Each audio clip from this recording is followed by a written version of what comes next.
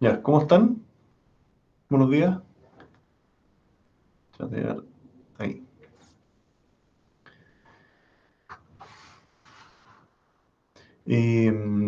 Ya, ¿qué estuvimos viendo la semana pasada?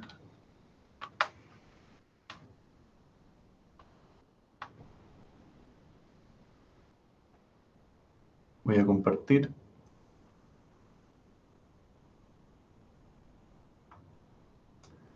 Vamos a ver esto.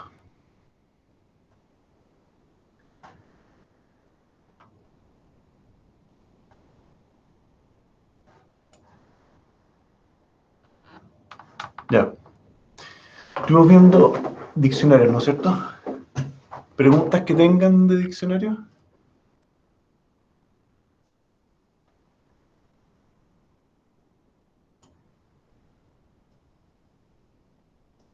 ¿No están bien con eso?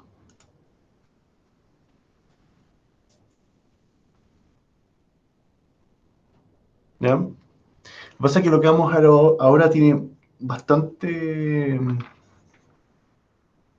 complementariedad con diccionarios. ¿Ya? Lo que quiero ver hoy día es ya archivos. Cómo yo puedo abrir algún documento del computador, cómo puedo modificar, cómo puedo guardar, ese tipo de cosas. Eso es lo que quiero hacer ahora. ¿Ya?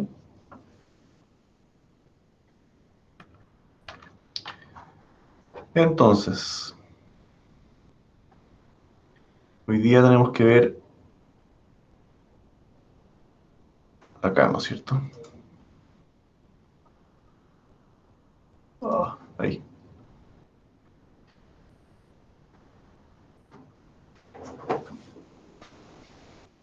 Entonces, ¿qué tenemos, básicamente? Nosotros hemos trabajado por ahora todo en memoria RAM, ¿no es cierto? Y es lo que hemos hecho todo el semestre, al crear variables, al crear diccionarios y qué sé yo. ¿Ya? Hemos trabajado, todo lo que es variable es lo que se llama, que está dentro de la memoria RAM, ¿ya? Que tienen varias ventajas, pero también tiene varias desventajas. Entonces ahora vamos a complementar lo que podemos hacer con RAM con lo que podemos hacer en disco, ¿no? ¿Qué pasa cada vez que un programa se inicia? Si lo, con lo que había en la ejecución anterior. Profe, está compartiendo. ¿Sí? ¿Estoy compartiendo? Ah, ¿Alguien no lo ve?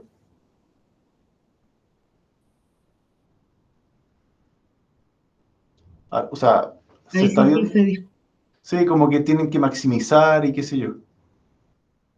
Y de hecho, para que creo que nos pasó la clase pasada, para que quede más grande, tienen que ustedes manualmente cambiar el diseño a foco o barra lateral, para que se vea más grande. No sé si les pasó.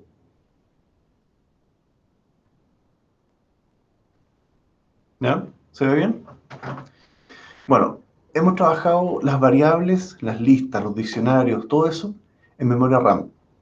Entonces, la pregunta es permanencia. Eh, Cuando el programa se echa a andar una vez y uno escribe datos y qué sé yo, saca algunos cálculos, todo eso está en memoria. Pero cuando el programa parte de nuevo, ¿qué pasó con esos datos? ¿Son permanentes? ¿Ya? Lo que dice Eddie, se borran, ¿no es cierto? A todos nos ha pasado que se nos reinició el computador, se quedó pegado, se cortó la luz y lo que estábamos trabajando típicamente se pierde. ¿Ya? Ese es el concepto de que como se está trabajando en memoria, eh, no es permanente. Ahora, si efectivamente es rápido, la velocidad de acceso a esto es bastante rápida. Normalmente se mide en nanosegundos. ¿Ya? El espacio de ese almacenamiento, para todos los efectos prácticos, es limitado. Quizás nunca hemos llegado a los límites con los programas que hemos hecho, pero efectivamente el, el uso no es infinito. ¿Ya?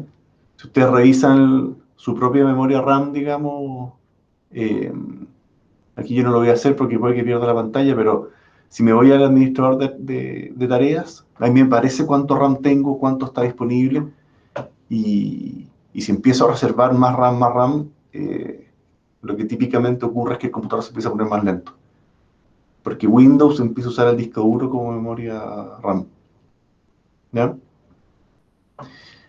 Otro problema que tiene, bueno, el RAM dijimos que era limitado, la cantidad de RAM. ¿Ya? Cuando estoy programando, la manera de usar la memoria RAM es directa. ¿Ya? Tú creas una variable, ¿no es cierto? Y se puede escribir y leer directamente. ¿Ya? Y segundo problema que tenemos, o sea, como último problema, que no es compartible. ¿Ya? Los datos que tienes tú, no hay como pasárselos a otro programa que está en el computador. ¿Ya? O sea, sí hay maneras, pero para los efectos prácticos de nosotros, cada programa tiene su propia memoria y no se puede leer o escribir memorias de otros programas. ¿Ya? Eh, no sé si, a ver, no sé si se entiende cuál es el punto. Yo tengo básicamente, ¿no es cierto?, chips en memoria que le llamamos el RAM. Entonces yo puedo escribir cosas acá. Pero si expando eso, lo que uno ve al final es una gran matriz, ¿no es cierto?, con una serie de datos, ¿no es cierto? Y hay una dirección y aquí hay un dato, una dirección de memoria. Entonces, cuando yo echo a andar el programa y, y Python pide un dato, es el sistema operativo el que dice ya, Python va a poder eh, leer y escribir, read-write en inglés, todo ese segmento de datos. Estos son los que se van a reservar para Python en este caso. ¿Ya? Si Python va pidiendo más, se le va pasando más datos. No tiene por qué estar todos unidos. Me puede pasar otro segmento de datos que está más abajo. ¿Ya? Otro segmento de RAM. Entonces yo tengo el acceso de que Python pueda acceder a algunos bloques de memoria. Y a medida que se pidan, se van asignando. Pero lo que no puede ocurrir, y hay toda una defensa y mecanismos para hacer eso, es que la memoria no sea compartible. O sea, si tengo otro software acá que tiene acceso, eh, perdón, y que tiene acceso a su propio segmento de RAM, ¿no es cierto? Lo que no puede ocurrir es que ese software escriba o lea segmentos de memoria que no le corresponden. ¿Ya? Es el tipo de cosas que hace un virus, o es el tipo de cosas que hace, no sé, por estos programas para hacer, no sé, por los que les guste jugar, esos software para hacer cheating, para hacer trampa. ¿Ya? ¿Qué pasa si tengo acá en una variable, eh, tengo una variable, la cantidad de créditos o plata que tengo en el juego, en GTA? ¿Qué pasa si llega otro software y altera artificialmente ese número? Eso es una trampa. ¿Ya? Y hay toda una serie de protecciones para que ese tipo de cosas no pueda ocurrir. Hacer más, qué sé yo, inmortal un personaje. ¿Ya? Entonces, se han hecho un montón de barreras para que este tipo de cosas no ocurran. ¿Ya? ¿Qué pasa si tengo acá, en algún software, acá tengo, no sé, pues, acá está el Chrome, ¿no es cierto? Chrome, ¿no es cierto? Y tengo, en alguna parte de esta memoria, está mi, no sé, pues, mi clave del banco guardada. Yo no puedo permitir que otro software lea ese dato y lo use para otra cosa. ¿Ya? Entonces se maneja esta aislación muy estricta en el uso y acceso a la memoria. ¿Ya? No es infalible, pero en esencia está la arquitectura del computador armado para generar estos aislamientos en lo que procesa. ¿Ya? Entonces, ¿qué problema eso para protección? Pero, ¿qué problema trae? Es que no me es nada de fácil mover un dato entre un software y otro. No puedo mover un resultado de un cálculo de un programa a otro. ¿Se entiende? ¿Preguntas que tengan?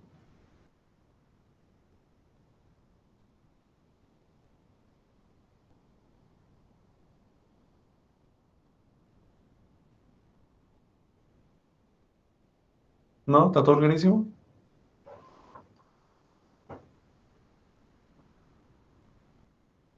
Ya. Entonces, si miramos comparativamente con el disco duro, ¿ya? Vamos a entender que es no volátil. O sea, lo que está guardado en un disco, cuando yo apago el computador, lo prendo de nuevo, el dato va a estar disponible de vuelta. ¿Ya? Claro, salvo que se me rompió el pendrive o se borró el archivo, me falló el disco duro. En condiciones normales, lo que uno escribe se mantiene para la próxima vez. ¿Ya? ¿Qué problemas tiene esto? Que es más lento. La velocidad de acceso se mide en milésimas de segundo. ¿Ya? Podemos entender que se podría ser ilimitado el almacenamiento. ¿Ya? Ilimitado comparado con lo otro. Yo tengo, ¿cuánto? 8 gigas en RAM y en disco puedo tener 1 tera, no sé. ¿Ya? Es muchísimo más grande el orden de magnitud entre una cosa y otra. ¿Qué problema tiene? Es que es un acceso indirecto. Yo no puedo leer un archivo directamente en Python. ¿Ya? Entonces hay una manera de poder guardar y leer elementos de ese texto.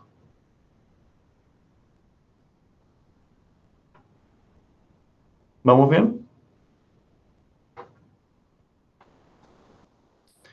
Pero sí tiene la gran ventaja de que sí es compartible. ¿Ya? Yo puedo tener un archivo y mandárselo por mail a alguien o guardarlo con un programa y abrirlo con otro. Yo puedo hacer eso. Entonces, tiene las ventajas de que no es volátil, eh, que es bastante grande y que es compartible. Como desventajas es que es un poco más lento y la manera de usarlo es mediante algunas funciones dentro de Python. Yo no puedo crear un archivo directamente, tengo que eh, usar una secuencia de comandos bastante específica para poder abrir un archivo y usarlo. De hecho, yo les pongo que es indirecto porque, a ver, una de las gracias del sistema operativo, cuando uno habla de Windows o el mismo Linux, el sistema operativo, una de las funciones más importantes que hay es que se me genera una capa de aislación, sistema operativo, sobre el hardware, la parte física. En el hardware vamos a tener el CPU, vamos a tener el RAM, vamos a tener el disco, ¿no es cierto? Y otros periféricos más. Acá hay un canal de comunicación bastante potente, pero las aplicaciones, ¿no es cierto?, están a este nivel, ¿ya? Lo que ustedes programen en Python está a este nivel. Entonces, todo lo que hacen en la práctica está comunicándose al sistema operativo para que el sistema operativo le asigne los recursos que ustedes piden. Ustedes crean una variable y ponen acá, no sé, a igual 2. Bueno, esa solicitud para el sistema operativo es el que le asigna en RAM la cajita que se llama A y contiene un 2. Pero tiene que pasar esta cadena de procesos hasta llegar a la memoria RAM física. ¿Ya? Entonces, en el caso de los archivos, hay que pedirle al sistema operativo, oiga, quiero abrir un documento, ¿no es cierto? Quiero abrir ese documento que se llama, no sé, datos. Quiero leerlo o quiero escribirlo, ¿ya? Y es el sistema operativo el que hace la pega de trabajar directamente con el disco. Eso también tiene la ventaja que hace bastante más fácil y transparente el manejo de los discos. O sea, ya no nos va a importar si es un disco, no sé, un disquete por último, o un disco sólido, o un pendrive, o una memoria SD, o es lo que sea. ¿Ya? ¿Se entiende?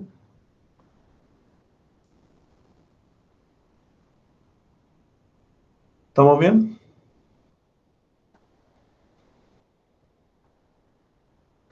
Sí, profe. Ya.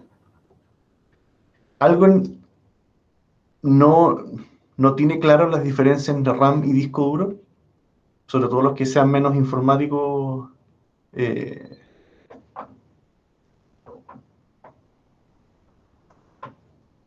Ahí hay un comentario que hizo Eddie que también lo quiero comentar, pero eh, no es lo mismo el RAM que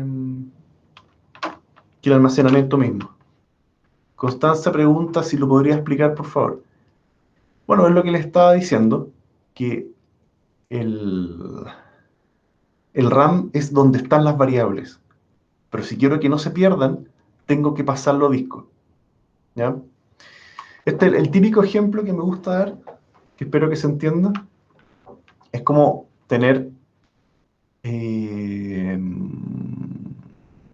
supongamos, una mesa. ¿Ya? En esta mesa yo quiero hacer cálculos. La mesa va a representar a la memoria RAM. ¿Ya? Y yo materialmente acá voy a colocar distintos bloques que van a ser papeles. ¿Ya?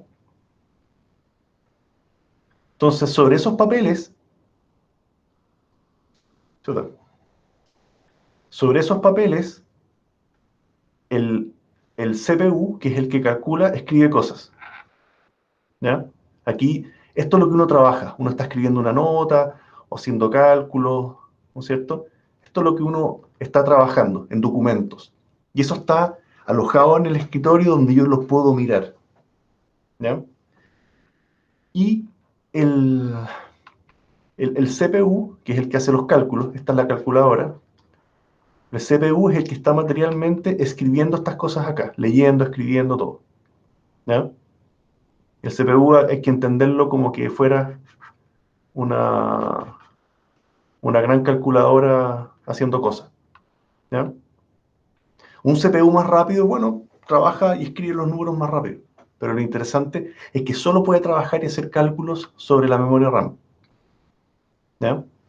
Ahora, cuando ya no me caben más papeles, porque ya no tengo más espacio, lo que uno típicamente tiene que hacer es abrir y cerrar documentos.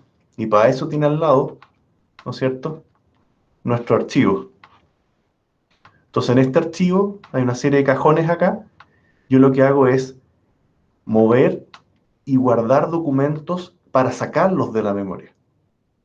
¿Ya? Si yo guardo un documento, bueno, este documento lo puedo eliminar porque sé que hay una copia digital acá en alguna parte. Y eso me libera espacio para que yo cree un nuevo documento, un nuevo espacio en memoria para hacer ahora, no tengo idea, estoy haciendo un dibujo.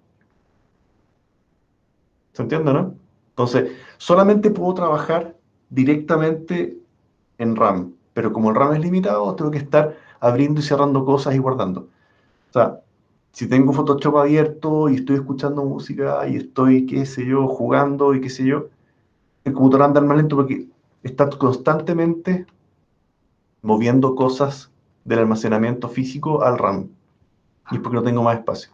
Ahora, ¿qué pasa cuando uno le agrega más RAM al computador? Bueno, es como hacer crecer la mesa. Y tengo más espacio para tener más cosas simultáneas abiertas. ¿No? Eso es lo que ocurre cuando uno agrega más RAM en el computador. ¿Qué ocurre cuando uno agrega más disco? Bueno, tienes un archivo más grande, ¿no es cierto? Ay, que me quedo feo. Vas a tener un archivo aún más grande para almacenar más cosas. Oye, si tengo un pendrive, bueno, un pendrive es un archivito, digamos, que yo también puedo escribir y guardar cosas, y después ese elemento me lo puedo llevar por otra parte. No está materialmente conectado en el computador. Ahora, si tengo un CPU más grande, bueno, puede calcular más rápido. O un CPU multinúcleo. Bueno, ese CPU en realidad es como que tuviera varias manos para estar escribiendo y trabajando con varios documentos a la vez. ¿Se entiende más o menos, Denise? Pero mi mesa es donde ya no me caen más papeles, donde estoy trabajando directamente. Yo no puedo, o sea, imagínense ustedes, po, estar, no sé, po, tal el usuario acá, no sé, y trabajando directamente con papeles que están dentro de un armario, dentro de un cajón. No resulta, no hay el espacio. Entonces uno saca el documento, lo pone en su mesa y trabaja. Pero si mi mesa está llena de cosas, tengo que guardar otras. ¿Ya? Ese es como el paralelo que a mí me gusta hacer, que en general se entiende bastante. Creo, bueno, al menos lo encuentro yo. Pero una manera como humana de entender el tema del espacio-trabajo, donde guardo las cosas y cómo yo estoy trabajando. ¿Ya? ¿Estamos, no? Eddie pregunta la diferencia entre el RAM normal y las SC. Ya, eso es solamente un tema electrónico, pero eh, hay una... Las memorias RAM, ¿no es cierto? Solo almacenan unos y ceros, ¿cierto? Y las memorias RAM normales, bueno, en realidad toda la electrónica, eh, o sea, todos en la superficie de la Tierra estamos sometidos a una cuestión que se llama los rayos cósmicos. Cósmicos, ¿ya? Que son partículas subatómicas, ni siquiera son átomos completos. Pero básicamente hay que entender lo que son partículas cargadas eléctricamente, que van volando de la atmósfera desde el espacio, ¿ya? Y en la memoria normal existe una probabilidad baja, pero existe, de que si le pasa un rayo cósmico, ese bit cambie, se transforma en un 1. O si estaba 0, o si estaba en 1, se transforma después en 0, solamente por someterse a rayos cósmicos. Y esa cuestión es un problema que le puede ocurrir a cualquier computador. Ocurre todo el tiempo, digamos. Ahora, se nota poco porque si, si justamente altero un sector de memoria donde no hay nada, ¿ya? Si Benjamín le cayó un rayo cósmico, bueno, puede ser. Si un rayo cósmico me cambia un bit en un lugar donde no tengo nada, no me importa, ¿ya? Si me altero un bit en un lugar donde es poco relevante, por ejemplo, no sé, es donde tenía un pedazo de película, acá estoy viendo una película y cayó un pedacito, bueno, ese bit va a ser un color distinto o cualquier otra cosa, y probablemente no lo voy a notar, ¿ya? Si es en una parte clave, puede que se me quede pegado al computador o falle un programa. Pero uno oye, se quedó pegado, pantalla azul, reinicio y sigo, ¿ya? En general, para computadores normales, el tema de este le llaman el bit flip. Bit flip, ¿ya? Ese problema. Y entonces es algo que uno tiene que vivir y lidiar con eso, ¿ya? Para uno no es raro que las cosas fallen y uno reinicia el computador y qué sé yo, ¿ya? Pero en Workstation o en servidores o los Workstation, que es la misma cosa, en el fondo, usan una memoria especial que es la memoria SC, que es una memoria que tiene la electrónica suficiente para detectar si esto ocurre. Y dicen, oye, se me cambió un bit. Entonces, no, pues, y lo reescribo con un 1, lo reescribo con un 0. Tiene, oh, no lo estoy pudiendo reescribir. Bueno, el rayo cósmico. Ya, lo dejo en 0. Entonces tiene esa capacidad para que después, cuando a un programa le toque leer esto, llegue con el dato que corresponde y no con un dato alterado que potencialmente puede hacer que se pegue el proceso. Entonces, son memorias un poco más caras, pero las uso en un banco para que no me falle el banco, para que no sume un crédito mal otorgado, un depósito o simplemente se me caiga la base de datos. ¿Ya? Va para allá, es la capacidad de saber si es que lo que está tuvo alguna alteración posterior a la escritura. En el fondo es eso. ¿Ya? Esa es la memoria SC. ¿Ya? Y con eso se elimina el problema del... O sea, se eliminan las consecuencias de los rayos cósmicos, no se elimina el problema porque siguen ocurriendo. ¿Ya? ¿Estamos? ¿Ya? Los rayos cósmicos me borraron mi tarea. No, pues al final, por eso que uno está siempre guardando. Esto ocurre en RAM, no sabía que ocurre en disco. Entonces, si uno está constantemente guardando los documentos, aquí está el control S, digamos. O sea, si uno está siempre guardando un documento, no va a tener problema. Alguien puso por ahí, Eddie, oye, es que ahora todo es cloud. Que no es que sea todo cloud, lo que pasa es que yo puedo tener una carpeta acá, ¿no es cierto? Que esa carpeta está encadenada con un link a un servidor web, digamos, y que en el fondo, a través de este, bueno, aquí no está el computador como tal, pero si estoy conectado a internet, hay un proceso por debajo que está sincronizando ese documento a algún servicio externo, ¿ya? Es como yo uso acá el OneDrive para estar pasando los archivos, ¿ya? Yo tengo acá los documentos de Python, de las clases, qué sé yo, y todo lo que yo hago se está guardando en el cloud, ¿ya? Entonces, pero eso técnicamente no es un respaldo. Si me mete un virus al computador y empieza el virus a borrar documentos acá, empieza a hacer las COAs, bueno, probablemente los documentos alterados van a sincronizarse acá al otro lado en la nube. Así que no es ninguna ventaja, ¿ya? Ahora, hoy día varios de estos clouds tiene control de versiones, ¿ya? Cuando yo tengo el documento original y el virus me alteró el documento y me graba otra cosa, un nuevo documento alterado, muchos de estos clouds permiten revertir ese al anterior. ¿Ya? Pero es una pega que hay que hacer en la mano que es bien maldita, pero igual se puede hacer, digamos. ¿Ya? Benjamín pregunta si los virus se pueden almacenar en el caché de la RAM o el CPU. Ya es que ahí no están... A ver, no estamos enredando con hardware, pero no tengo problema. Materialmente el CPU, ¿no es cierto?, tiene el ALU, que en realidad no le llaman el ALU, hoy día le están llamando más los núcleos, ¿no es cierto? Entonces, el núcleo es la calculadora, el que hace los cálculos. Pero además tienen unas memorias que le llaman el caché. Caché. Puta que me quedo mal.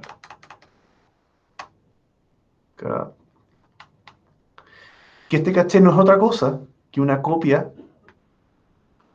del RAM. En el fondo, cuando estoy ejecutando un cierto programa, lo normal es que ocurra es que se lea algún bloque de memoria y se guarde en el caché. ¿Por qué? Porque esta copia de datos que están guardados acá hace que la lectura entre la calculadora y sus propios cálculos sea mucho más rápida que acceder a la memoria RAM. ¿Ya? La memoria RAM tiene que salir del CPU, mandar pedirla, esperar y qué sé yo, y que vuelva los datos que vayan llegando acá.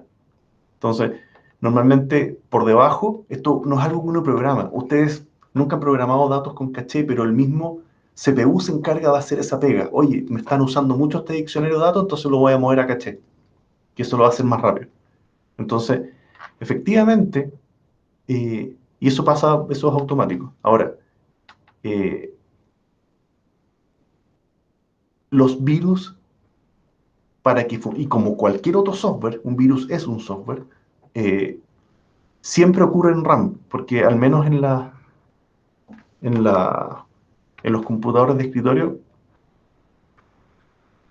vamos a tener áreas donde hay software, ¿ya? El software está corriendo en alguna parte, ¿ya?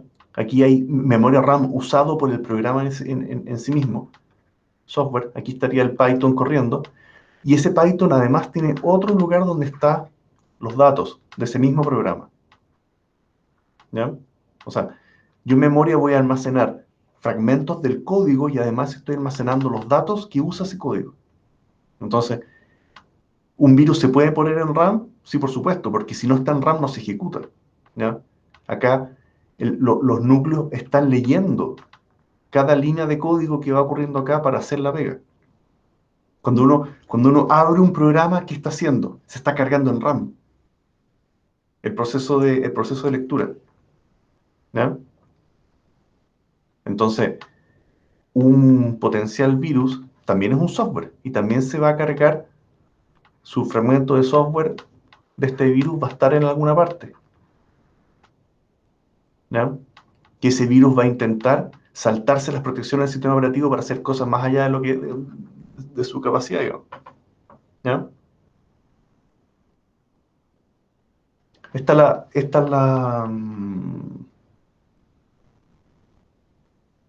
estructura así le llaman la arquitectura von Neumann. ¿Ya? Que este fue el matemático que se le ocurrió. ¿Ya? Que es parecida a la arquitectura de Turing y todo eso. ¿Ya? Ahora hay otras más eficientes, las RISC, que manejan dos memorias distintas, una para los programas y otra para los datos. Se puede almacenar el caché, pero el virus famoso, si yo apago el computador, el caché también se borra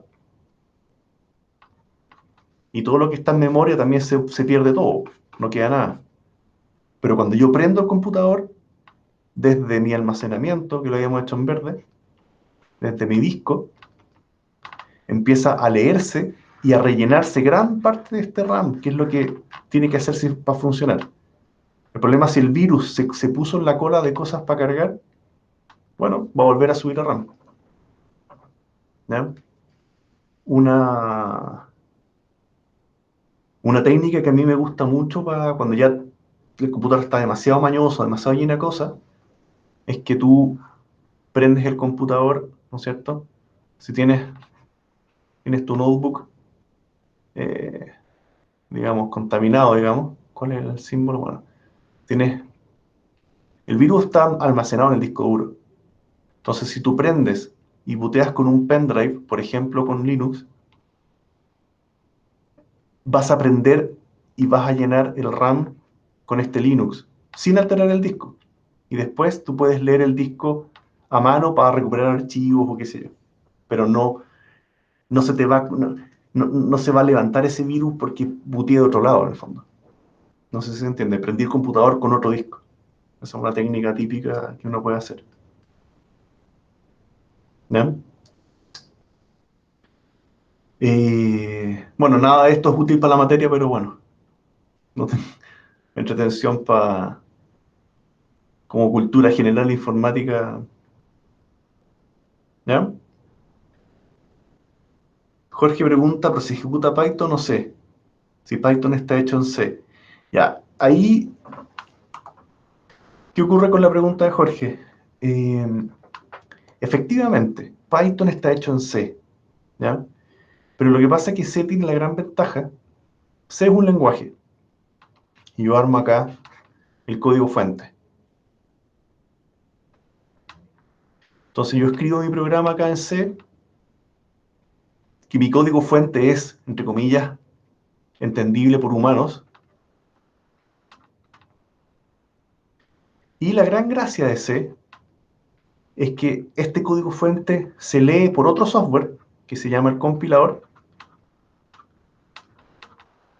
y como resultado de esa compilación me genera un código, no es necesariamente ejecutable, pero sí, pensemos nosotros que es un código que ya es ejecutable.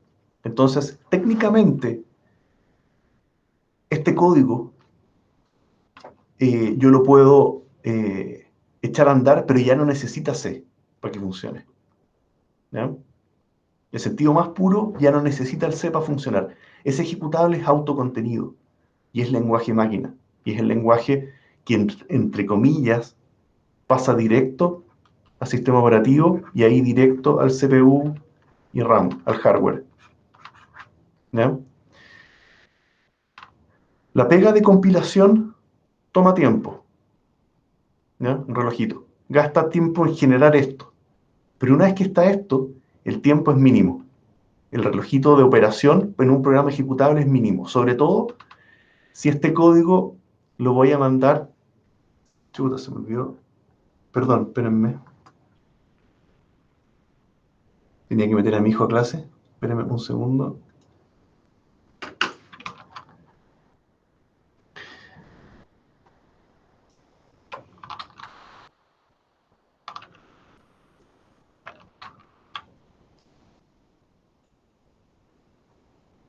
Oh, estaban rotando a mi señora.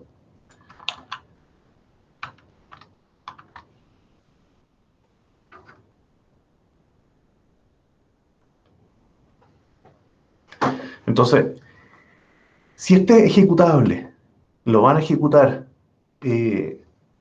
cientos de computadores, cientos de veces, o miles de veces, sobre todo para programas comerciales, si esto lo van a ejecutar en, no sé, muchas veces y múltiples computadores aislados, supongamos si yo vendo un juego o vendo un software, eh, ¿se entiende, no? Como que, como que necesariamente, como que necesariamente vale la pena compilarlo, ¿ya? En cambio, en el caso de Python, claro, Python está hecho en C. El lenguaje mismo es un ejecutable que eventualmente estuvo hecho en C. Pero lo interesante es que ya es un ejecutable. Y ya es un programa que funciona lo más rápido posible, ¿ya? Y tus documentos.py, a la hora de ejecutarse, están todo el tiempo mandando una línea a este ejecutable y después de que está ejecutado y transformado en lenguaje máquina, va al sistema operativo y al hardware. Y esto lo hace una vez para cada línea de código, ¿ya? Lo hace línea a línea de código, y eso ya no lo hace tan bueno, porque quizás gasta poquito tiempo acá y después poquito tiempo acá. Pero si esto lo voy a ejecutar 1000 veces en potencialmente, no sé, pues 1000 máquinas, ese tiempo extra de preparación es el que al final empieza a multiplicar y, y en el fondo, como que a la larga para un producto comercial Python no fue una buena idea, ¿ya? Y esto es lo que le llamamos al intérprete. Este proceso de acá es el intérprete, ¿ya? ¿Por qué vemos Python? No porque sea súper eficiente, sino porque es poco más fácil. Y además es un lenguaje que les sirve a ustedes en la carrera para hacer tareas y qué sé yo. Porque es más simple, ¿ya? Ponerse a trabajar en Java o en C como clase 1 es muy... bueno, antiguamente se hacía. En muchas universidades se veía Java como primer ramo o C, pero es mucho más duro como lenguaje. Entonces, los que sigan informática lo van a tener que ver, pero para el resto, que es la mayoría de industriales y qué sé yo, la verdad no tenía mucho sentido esa tortura de meterse a Java, ¿ya? El, el punto está en que, al menos para los focos de la carrera de ingeniería, del estudio de la carrera de ingeniería, Python es el lenguaje que más se está usando, ¿ya? Entonces, el único tema es que sepan que después hay más afuera, ya no es solamente, no es el lenguaje que más se usa ni por mucho, ¿ya? A nivel académico se usa mucho. De hecho, les conté el caso de Google, ¿no? Eh, el buscador de Google lo hicieron como tesis de doctorado, los dos fundadores de Google, ¿ya? Y, y usaron Python para hacerla fácil. Entonces ya hagámoslo rápido, que si yo sacamos esta cuestión, nos ponemos a trabajar. O sea, lo hicieron con un foco de aumentar su trabajo de programación, más que la eficiencia del lenguaje mismo, ¿ya? Querían probar su algoritmo y resulta que después cuando ya les funcionó bien el tema, eh, el tema del buscador, pero tenían que pagar una tremenda cantidad de servidores porque Python no era tan eficiente, decidieron irse atrás e irse a C. Y estuvieron varios años con C. Y después, por el problema del tiempo de compilación, por este problema, se inventaron un propio lenguaje, que aquí me lo está poniendo Eddie. Ahora están con un lenguaje que se llama Go. ¿Ya? O sea, ¿cómo será que esta gente tiene la capacidad de crear sus propios lenguajes, digamos? Y de hecho creo que en alguna parte de la historia la gente de Google contrató al gallo que inventó Python. Lo tuvo ahí dentro de sus filas ahí. Así que, así que eso. Pero eso es la...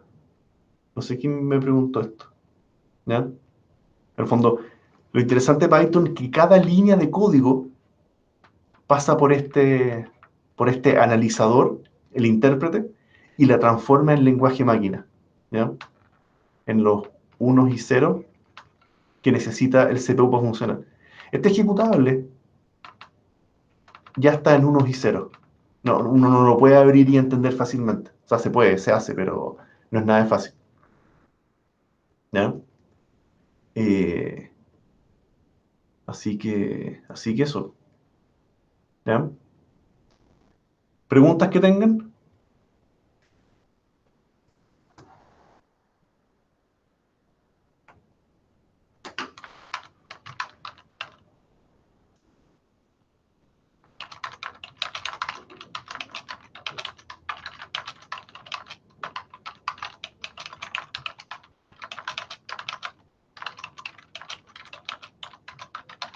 ¿Estamos bien? Ya. Eh, sigamos entonces con la presentación. Ah, les voy a mandar la lista, por si acaso. ¿Qué hice?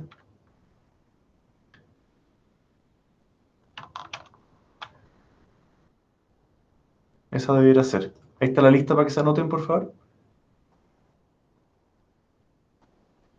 Ya, sigamos acá.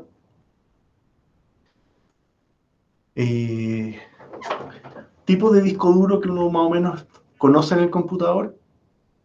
Tenemos el disco duro, el SSD, los ópticos, flash. Eh, el disco duro vamos a entender que es el mecánico, ¿no es cierto? El plato de óxido girando.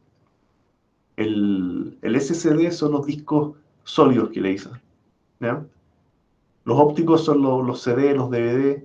¿Alguien usa todavía discos ópticos, no? Hoy día ya cada vez se usan menos, la verdad. ¿Ya? Eh, y los discos flash son los pendrive, las tarjetas SD y qué sé yo. Se supone esta historia la, la primera persona que conceptualizó un pendrive fue un electrónico chileno. ¿Sabían, no? Y este personaje logró armar un par de patentes y hasta el día de hoy, según como la historia, ahí no me acuerdo el nombre, pero todavía sigue ganando royalties por cada pendrive que se fabrica. ¿Ya? Así que, nada, pues, ahí están las ideas de algunos genios. ¿Ya? No es que, o sea, no es que inventó el pendrive, pero al menos hay todo un modelo de negocios de que uno hace algoritmos o buenas ideas y uno puede licenciar eso para que otro lo fabrique. Con el fondo, haberse quedado con la patente de los pendrive. Ya. Entonces, bueno, ¿cuál es el punto? Todos los vamos a usar igual en pendrive. ¿Ya? Y eso, lo que dice Eddie, sí, efectivamente algunos SSD vienen soldados en el computador, lo cual a mí no me gusta mucho. ¿Ya? Y ahora la pregunta es, Eddie, ¿por qué hablas de los NAND? ¿Qué es un NAND?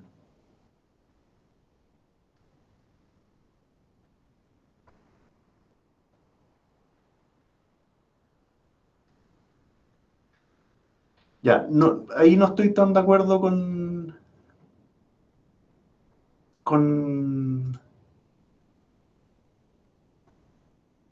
Él dijo las memorias NAND. NAND. Lo que pasa es que ese es un tipo de memoria, pero el tema es ahí, el AND. ¿Ya? Hay un tema de compuertas lógicas, que son las compuertas que se llaman AND, que en realidad es un I. ¿Ya? Un I significa que, va a ser súper simple, pero eso se ve en los ramos de lógica. Y está la compuerta O, que se dibuja así, y tiene dos patitas. Bueno, pueden tener más. Pero acá, igual que el I en los if, exige que las dos sean verdaderas, ¿ya? Para que la salida sea verdadera. Si le mando un 0 a una, esto no va a salir, ¿ya? Y en el O, con cualquiera de las dos va a salir un positivo para afuera, ¿ya? Ahora, el truco está en que, ¿qué pasa si mi salida está conectada a un input? ¿Ya? En el momento que esto se pone positivo, va a seguir positivo. Y eso va a hacer que esté guardando un 1. Y esto se transforma en un bit de almacenamiento, ¿ya? Y estas las memorias, originalmente las primeras eran NOR. ¿Por qué NOR? Porque la salida está negada. Hay un invertido acá, ¿ya? Hoy día las que se usan son más las NAND, pero estas las cortocircuitean, dejan una sola cosa, y también hay un input acá. Esto ya es a nivel electrónico, pero es la manera como yo almaceno memorias en eso. O sea, es como el formato que hoy día más se usa con el chip de memoria, ¿ya? Y, entre comillas, queda, entre comillas, la memoria almacenada para saber si hay un 1 o un 0 guardado, digamos, ¿ya? Lo que dice Jorge, sí, po, uno tiene que saber como informático algo de electrónica y de física. Ahora el problema, ustedes se van a reír, pero después se van a acordar de mí. Tú cuando llegas a la empresa, por el hecho de ser informático, automáticamente eres que sabe de electricidad. Oye, se echó a perder el secador de aire en el baño, ¿cachai? Como que te mandan a todas esas cuestiones que uno dice como que, claro, entre un abogado y uno, lo van a mandar a la impresora. De todas maneras, ¿qué mandan a la impresora? Te mandan a ver el citófono, te mandan a ver... por eso les pongo el ejemplo, el secador de mano en el baño, sí, te mandan a eso, ¿ya? Eh, Hay otro tipo de memoria que a mí me gusta mucho, que es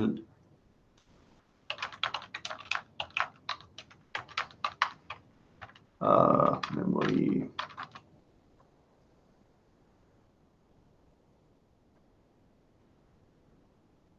que aquí no se nota mucho, a ver.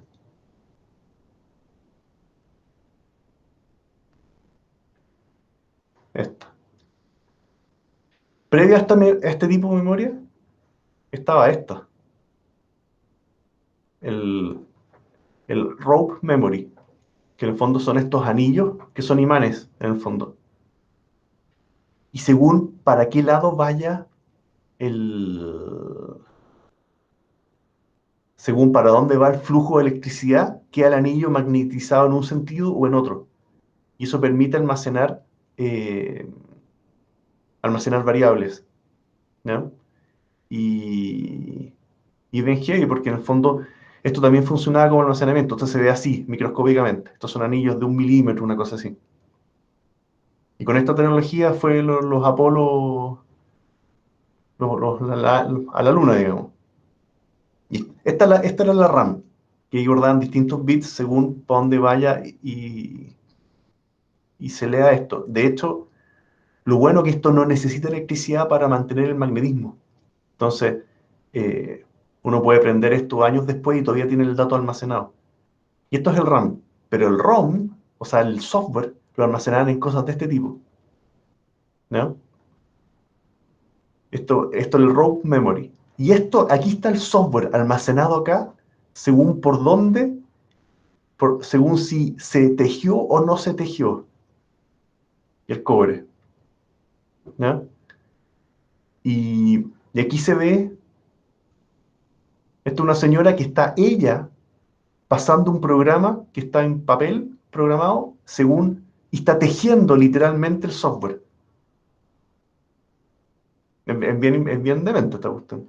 Aquí hay gente que estaba, esto mismo, está tejiendo el software en estas memorias y según por dónde pasan, si es un 1 o un 0 y qué va a representar eso. Es realmente de loco.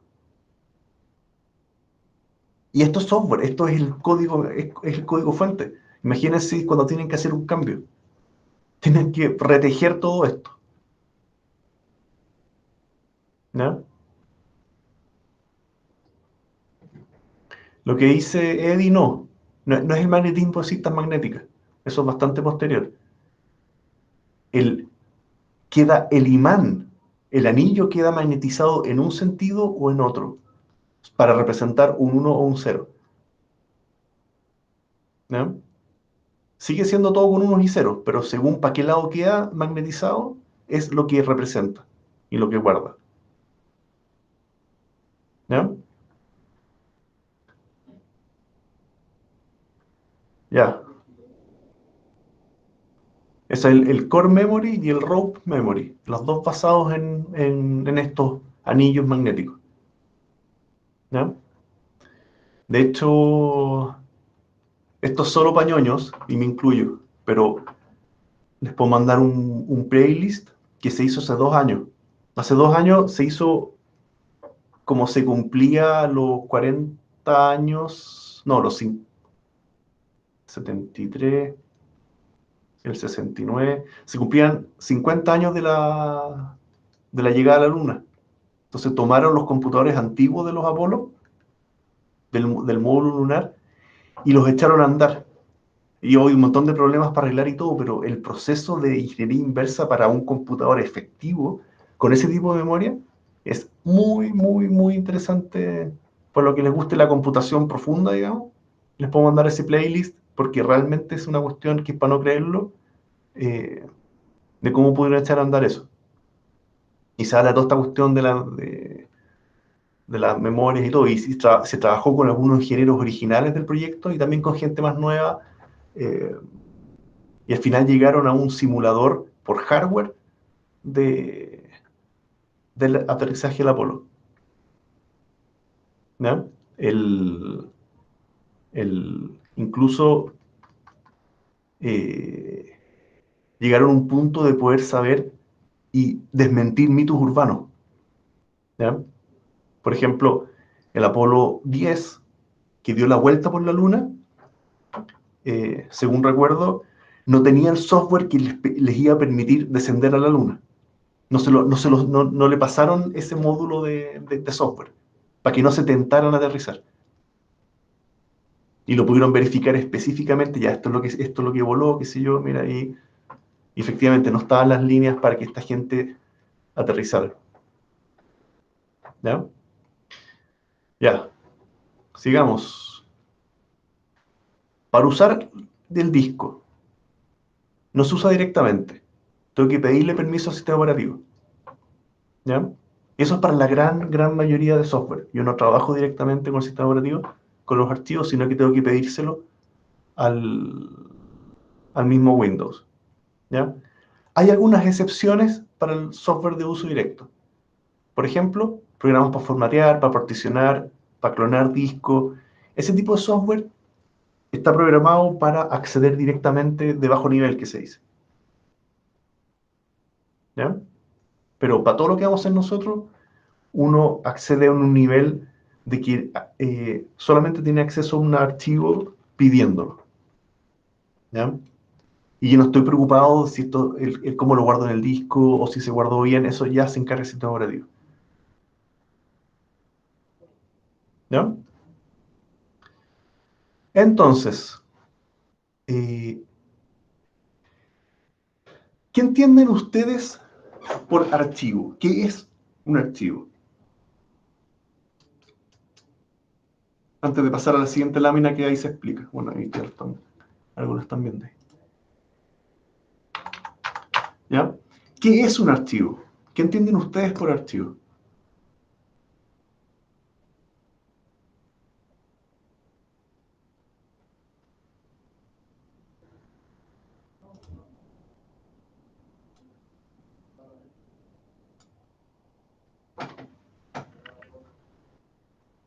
¿Alguna idea de lo que es un archivo? Donde se Un volumen de guardan datos, muchas nos cosas, ¿o no? dice Eddie. Ya, pero ¿y qué es un dato? Son conjuntos de bits.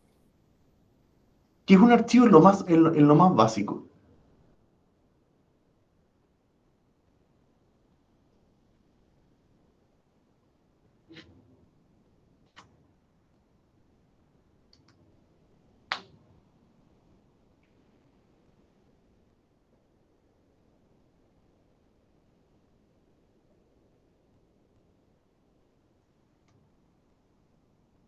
¿Ya?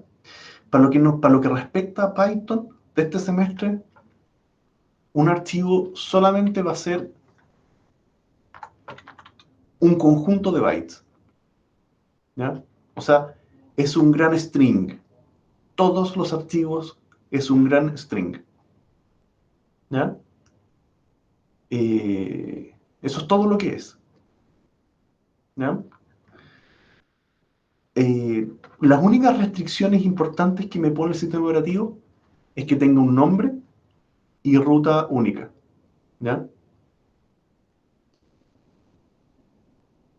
Ah, no, Benjamín, no te alcancé a leer, pero pusiste un conjunto de bits. Ya. ¿Cuál es la diferencia entre bits y bytes?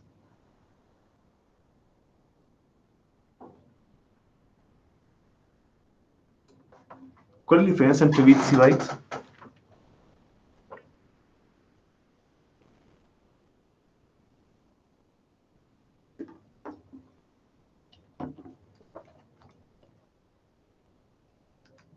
El peso, lo que dice Benjamín. No. A ver, el clásico problema, un byte y un bit. ¿Ya? El bit es la unidad lógica mínima. ¿Ya? Que solo puede ser un 1 o un 0. Ese es el dígito. ¿Ya? Los bits son cuadros por píxel. Es que, no sé si por cuadro, ya por píxel tú estás hablando de alguna aplicación sobre este archivo de bits. ¿Ya? Pero en lo más puro, eh, un bit eh, es el contenedor más mínimo que es, ¿hay energía o no hay energía? ¿Ya? Esto cuando está fluyendo por un cable, en el fondo, o va a estar en un nivel o va a estar en otro nivel eléctrico. ¿Ya? Ahí ya depende de otra cosa, cómo se almacena, pero es la manera como está representado este dato. Ahora, si tengo dos posibilidades, claramente tengo re poco que hacer, porque o está el switch en on o está en off, pero no tengo mucho más que hacer. Ahora, para transformar eso en algo un poquito más útil, está el byte, porque el byte es un conjunto, ¿no es cierto?, de 8 bits, del 0 al 7. Este conjunto de 8 bits representa algo, ¿ya? ¿Se entiende, no? Aquí ya tengo un poquito más de variabilidad, ¿ya? Y los sistemas, o sea, los computadores antes trabajaban con 5 bits, con 6 bits, con 7, y hoy día ya está estandarizado en 8, o múltiplos de 8, ¿ya? Ya como que el 8 bit quedó para siempre. Lo que pasa es que eh, cuando paso de 8 bits, efectivamente tengo una palabra de 8, pero si le aplico más bits pegados, 16, el 32 o incluso ya el 64 bits, ¿ya? Pero es más de lo mismo, ¿ya? Siguen siendo múltiplos de 8, porque ya el 8 bit quedó, salvo que pasen cosas muy grandes, quedó para quedarse, ¿ya? ¿Me van siguiendo, no?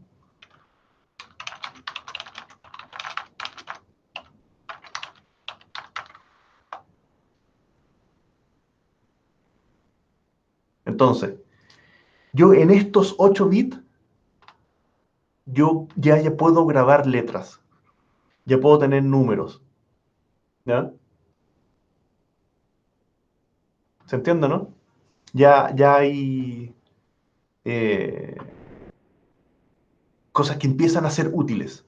Entonces, si yo tengo un texto, ¿ya? Significa que tiene 4 bytes el texto hola. Y cada uno de esos va a tener su representación unos y ceros, ¿ya? Aquí estoy inventando, no me lo sé de memoria, ¿ya? Unos y ceros, ¿ya?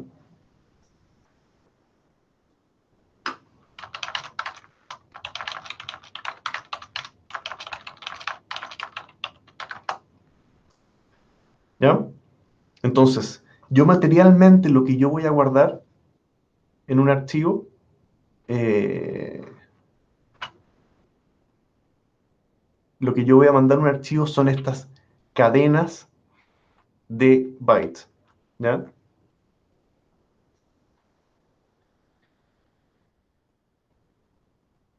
Lo que dice Eddie,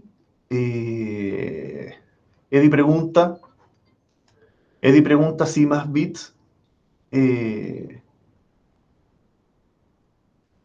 hacen más acceso a memoria. Ya, seguimos con las preguntas de hardware.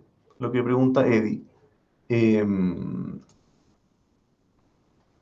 Lo que ocurre es lo siguiente. Le explico al tiro.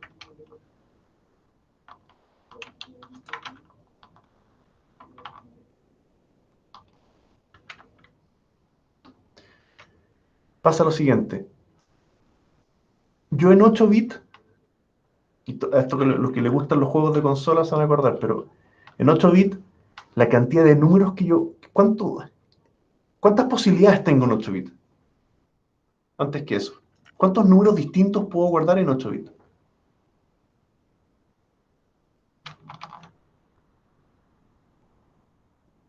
Sebastián dice 8 números. ¿Por qué 8? O sea, porque son 8 las posibilidades de guardar algo en ese almacén. No, pues no es tan así. Si yo tengo, si tengo solamente, o sea, si tengo una sola posición, yo puedo tener el 0 o el 1. Pero si tengo dos posiciones, puedo tener 0, 0, 0, 1, 1, 0, 1, 1. Con dos posiciones ya tengo 4 posibilidades de números distintos. Si tengo 3 posiciones, aquí no me va a caber. Como muevo acá, ahí. Si tengo 4 posiciones, si tengo 3 posiciones, esto va a ser 0, 0, 0, 0, 0, 0, 0, 0, 1, y después 1, 0, 0, 1, 0, 1, 1, 1, 0, 1, 1, 1. Con 3 posiciones ya tengo 8 números distintos. ¿Qué pasa si tengo 4, 5, 6, 7, 8 posiciones? ¿Cuántos números distintos puedo tener? Esa es la pregunta. Eddie dice 16. Es harto más que 16, pero no es tanto tampoco. Con 8 números, Sebastián me dice infinita. No. O sea, no son infinitas, pero llega un punto en el que son muchas la cantidad de... Aquí 8 vamos elevado con... a 8. ¿Cuánto, perdón? 8 elevado a 8. Paulina está diciendo la respuesta casi bien. ¿Puedes repetir? 8 elevado a 8. No, pero era con elevado a 8. Es 2 elevado a 8. Porque tengo solo... Y eso es pensar un poquito más, Paulina, está súper bien. Tengo dos posiciones, ¿ya? Si tengo 2 elevado con un dígito, accedo a 2 posiciones. 2 elevado a 2 dígitos elevado a con 2 números, accedo a 4. 2 elevado a 3, ¿cuánto es? 8, ¿ya? 2 elevado a 4, tengo 16, ¿ya? Y así. El 2 elevado a 8 da 256. O sea, el número más grande que me cabe en 2 elevado a 8 es el número 255 en realidad. Es el número más grande. Contando el 0 tengo 256 opciones. Pero no me cabe un número más grande en 16 bits. ¿Ya? Entonces, para cálculos matemáticos es harto poco. Porque tengo que, si necesito números más grandes, tengo que usar 2 bytes distintos y, y procesarlos por separado, digamos. ¿Ya? ¿Se entiende, no? Entonces, eso es en cuanto a los cálculos, ¿ya? Un poco la respuesta de Eddie. Si tengo 16 bits, ¿cuánto es lo máximo que puedo almacenar acá como un número?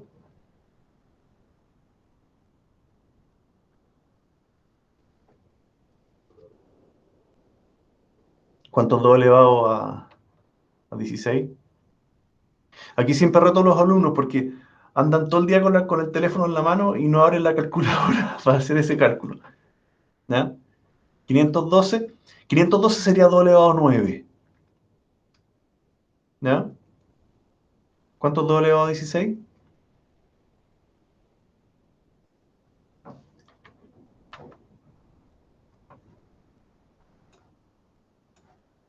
65.535, perfecto. 2 elevado a 16. Ya, 65.535. 536 posibilidades, pero el número más grande que me cabe acá es 65.535. Es el número más grande que me cabe usando 16 bits. ¿Ya? Si le ponemos un byte más, ¿cuánto es 2 elevado a 24? Ahí son 3 bytes. ¿Ya? ¿Cuánto es 2 elevado a 24? 16.777.216. ¿Ya? Ese número les suena a algo, ¿no? 16.777.000. ¿A qué se parece ese número?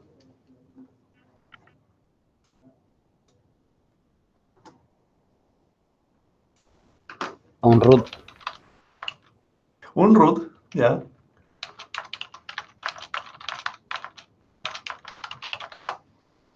Cuando ustedes ven las pantallas, les dice, no, si mi pantalla tiene 16 millones de colores, pero es un aproximado, porque para el rojo tienen 8 bits, para el green, el verde, tienen 8 bits, y para el blue tienen 8 bits. O sea, cada tono puede ir de 0 hasta 255 de intensidad, siendo esto el negro y este el full. Y 255 por 255 por 255 es lo mismo que 2 elevado a 24, que es lo que está acá. El famoso 16 millones de colores.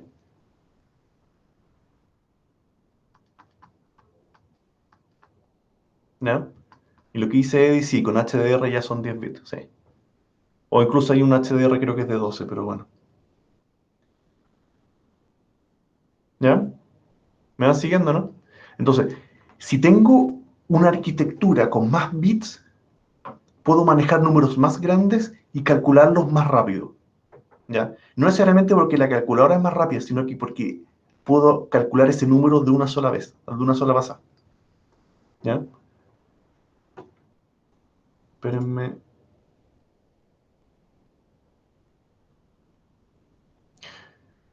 ¿Se entiende, no? ¿Alguna pregunta? Nos estamos pasando la hora.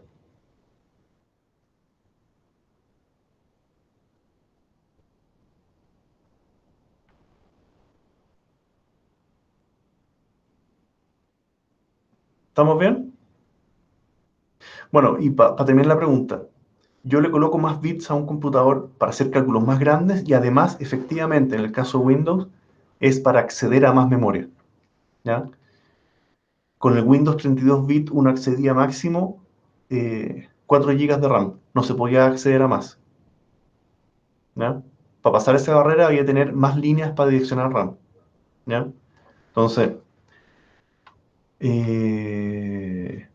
ahora, claramente 2 elevado a 32 es harto RAM, pero 2 elevado a 64 es aún más, ¿ya? Son exabytes de RAM, no sé cuánto. Ya, ¿preguntas?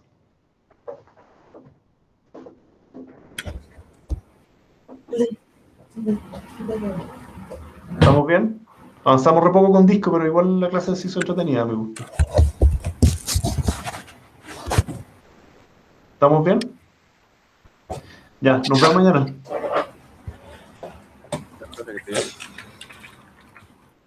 Que esté muy bien. No tengo que dejar, tengo una reunión ahora. Que esté muy Ahora bien. Nos vemos cuídense que mañana. esté bien.